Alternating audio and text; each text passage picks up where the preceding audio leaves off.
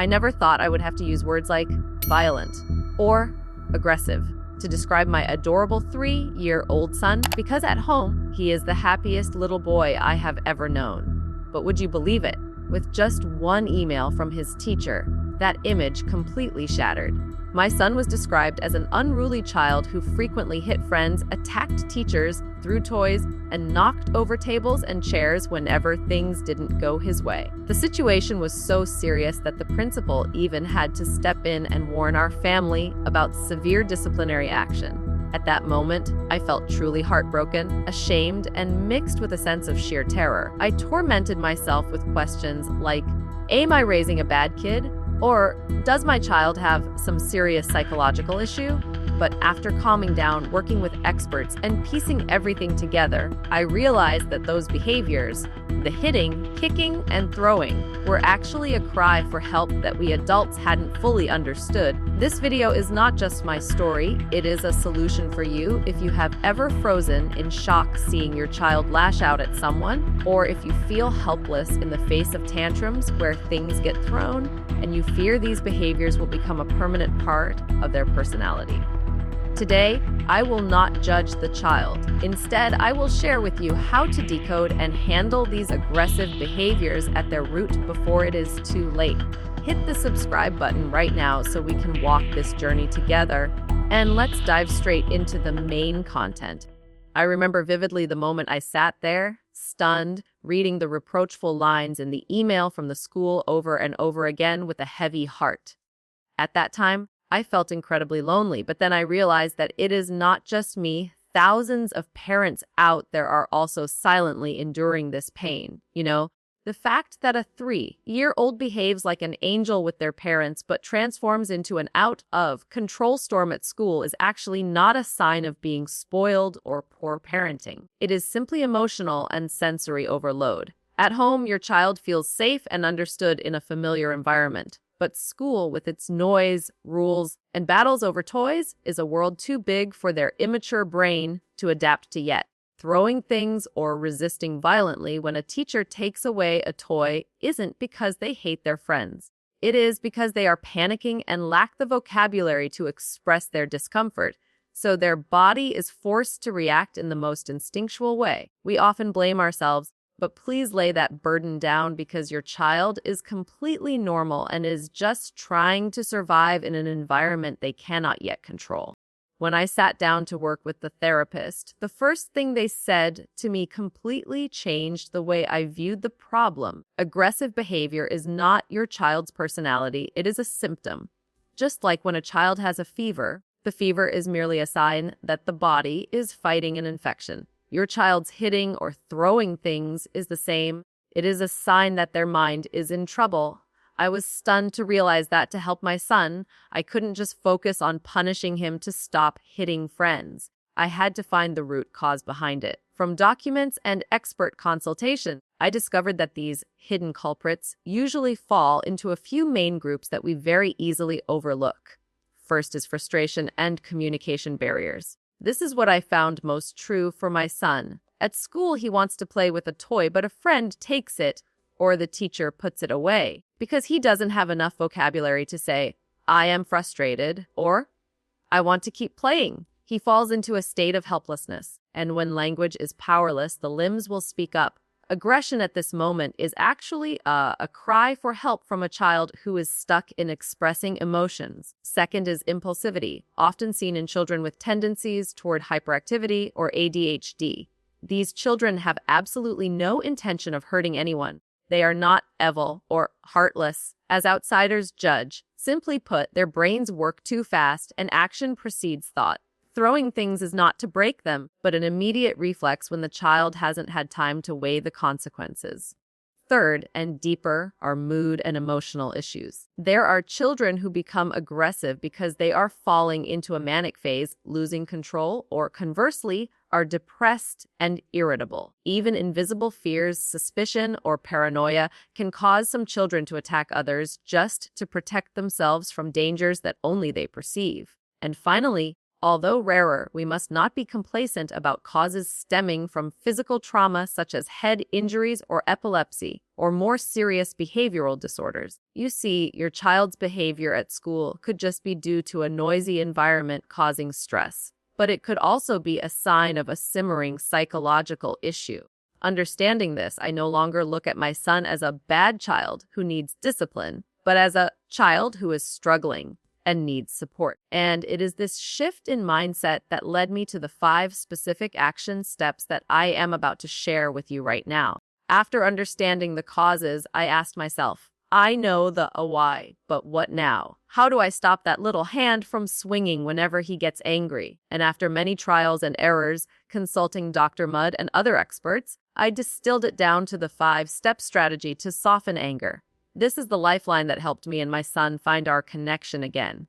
Step 1, team. Stay calm. In the past, whenever my son screamed or threw things, my first reflex was to scream louder. Stop it right now! But I realized fighting fire with fire only makes the blaze bigger. When I lose control, he immediately learns that loss of control. Therefore, the first and hardest step is, I must be calm first. I learned to take deep breaths right in that moment to reduce my own anxiety. I became a model of emotional regulation for him. Only when I am calm can he cool down. Step 2A, the yes choice formula. I learned to say yes to his emotions, but say no to the wrong behavior. A classic example is at the supermarket when he demands a box of cereal I don't agree to. Instead of a curt prohibition, I applied this formula: yes, I know you are very sad and angry because you really want that cereal. This sentence helps him feel heard. No, but absolutely do not buy it to soothe him. And if he hits me, I will block his hand gently and say, I must protect you and me. You cannot hit me, but you can hit this pillow if you are too frustrated. Choice. Right after that, I empower him. Now we are going to the checkout counter. Do you want to help me scan the barcode, or do you want to carry the shopping bag yourself?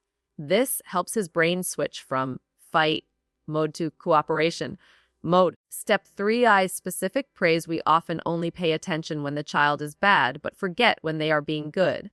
I changed my tactics. Use the spotlight of attention to shine on positive behaviors, even the smallest ones. No need for expensive gifts, just specific praise. When I see him finish playing and put things away, I say immediately, I really like how you used your words to ask your friend to play instead of grabbing. You shared very well today. This recognition makes my child want to repeat that good behavior more to receive mom's praise. Step 40, help your child express emotions. I realized he hits his friends because he is stuck for words.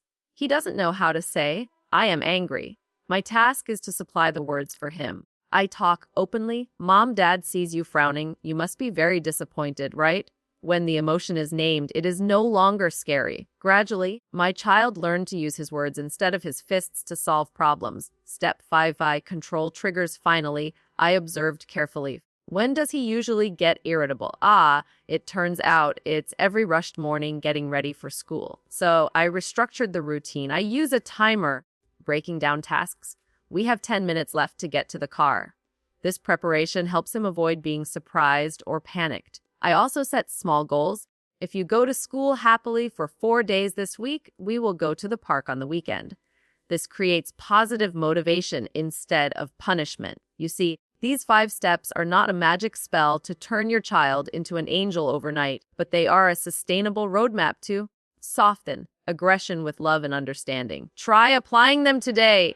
Finally, I want to share something with you from the bottom of my heart. Change never happens overnight. This 5-step strategy is not a magic pill that fixes everything instantly. It is like planting a tree, requiring daily watering and persistence. There will be days when you see your child making clear progress, but there will also be those, oh my goodness, days where your child seems to go back to square one, screaming and throwing things as if they haven't learned a single thing. In those moments, please do not get discouraged and absolutely do not blame yourself for being a bad parent. These are inevitable setbacks in the growth process of any child. However, please stay alert. If you have consistently applied these methods for a long time, but your child's behavior continues to escalate, causing serious injury to themselves or others, that is when you need to knock on the doors of psychologists or pediatricians again. Do not try to fight this battle alone. Remember, behind an aggressive child is often a frightened soul seeking safety, and you are their safest harbor. Be patient with your child and be kind to yourself. So we have walked this long journey together, from the confusion and fear of receiving that email from the teacher to the realization that behind a child's aggression is not a malicious nature, but a clumsy cry for help. Before we wrap up, I want you to truly commit to memory the toolkit we have distilled today. The 5-step strategy to soften anger: stay calm, be the water to put out the fire. Do not let your child's emotions sweep you away. Set boundaries, say yes to feelings, but no to violent behavior, and always offer a choice. Specific praise. Use the spotlight to shine on the good points to encourage your child. Be an emotional translator. Help your child name their anger instead of using their fists. Control the environment. Adjust routines to reduce the triggers that provoke your child. Parenting has never been a bed of roses, and modifying your child's behavior is a marathon, not a sprint. There will be times when you are tired and want to give up, but believe me, your patience and proper love today will build a happy and resilient child in the future. If you found the story and solutions I shared today helpful, please give me a like to give me more motivation. And most importantly, don't forget to hit subscribe and click the bell icon so you don't miss future videos where we will untangle other tricky situations in the parenting journey together. Which of the 5 steps above do you plan to apply first? Leave a comment below and let me know. I really want to hear your story. Thank you for spending your precious time with me. I wish you and your child always find joy in every day of growing up. Goodbye and see you again!